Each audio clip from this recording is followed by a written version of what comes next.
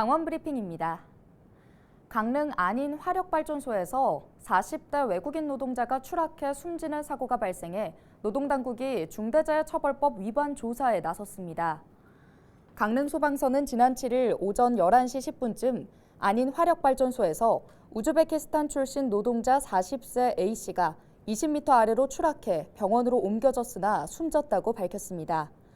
사고 직후 고용노동부는 사고 즉시 작업 중지 명령을 내렸고 중대재해처벌법 위반 여부 등을 조사하고 있습니다. 8일 새벽 3시 30분쯤 횡성 둔내면 자포공리 인근 영동고속도로에서 화물차 간 추돌 사고가 발생했습니다. 이 사고로 60대 운전자가 부상을 입고 병원으로 옮겨졌습니다. 경찰은 운전자 등을 상대로 정확한 사고 경위를 조사하고 있습니다. 지난 7일 오후 6시 20분쯤 홍천군 북방면 굴지리의 한 도로에서 승용차끼리 추돌 사고가 발생했습니다. 이 사고로 70대 운전자가 부상을 입고 병원으로 이송됐으나 다행히 생명에는 지장이 없는 것으로 알려졌습니다. 경찰은 정확한 사고 경위를 조사하고 있습니다. 지난달 중국 칭화대 전약안전연구센터에서는 아주 재미있는 여론조사 결과를 발표했는데요. 지난해 11월 18세 이상 중국 본토 시민 2,661명을 대상으로 다른 나라에 대한 인상을 묻자 4명 중 1명이 한국의 비호감이라고 답했습니다.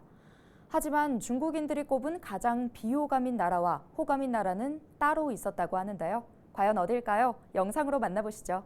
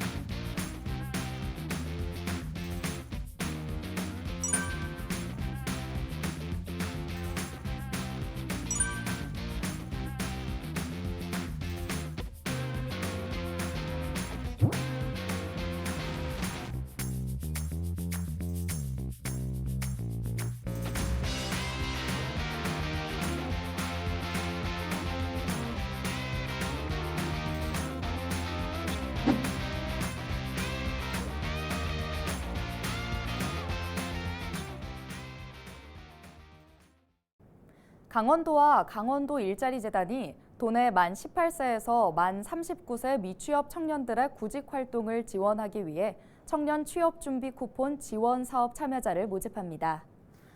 청년 취업준비 쿠폰 지원 사업은 월 50만 원씩 최대 6개월 동안 취업 준비에 필요한 비용을 지원하는 사업입니다. 참여 신청은 오는 20일까지로 주소지와 나이, 미취업 상태와 가구 소득 요건을 충족한 청년에 한해 지원합니다.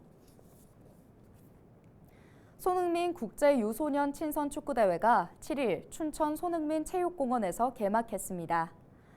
지난해 첫 대회에 이어 올해 두 번째로 열리는 이번 대회에는 중국과 콜롬비아 등 6개국 11개 팀이 참가해 이날부터 나흘간 열전을 벌입니다. 춘천시는 대회 둘째 날인 8일 오후 6시 춘천시청 광장에서 환영식을 개최합니다. 원주시 장애인 종합복지관에서 7일 오후 2시 장애인 이동권 개선을 위한 캠페인이 열렸습니다. 원주 시민 60여 명은 장애인들과 함께 휠체어를 타고 50분가량 시내를 돌며 장애인의 이동 환경을 체험해보는 시간을 가졌는데요. 복지관과 원주시 의원이 함께 추진한 이번 캠페인은 비장애인 중심의 환경을 개선하고 원주를 무장애 마을로 조성하자는 목적에서 추진됐습니다. 동해시가 감소하는 수산 자원 회복을 위해 연안 수역에 해삼 종자 17만 마리를 방류합니다. 이번에 방류되는 어린 해삼은 무게 1에서 2g이지만 3년 뒤 몸집이 200배까지 커져 상품성을 갖출 것으로 전망되고 있습니다. 동해시는 올 하반기에는 예산 7천만 원을 투입해 해삼 12만 마리를 추가 방류할 계획입니다. 지금까지 강원 브리핑이었습니다.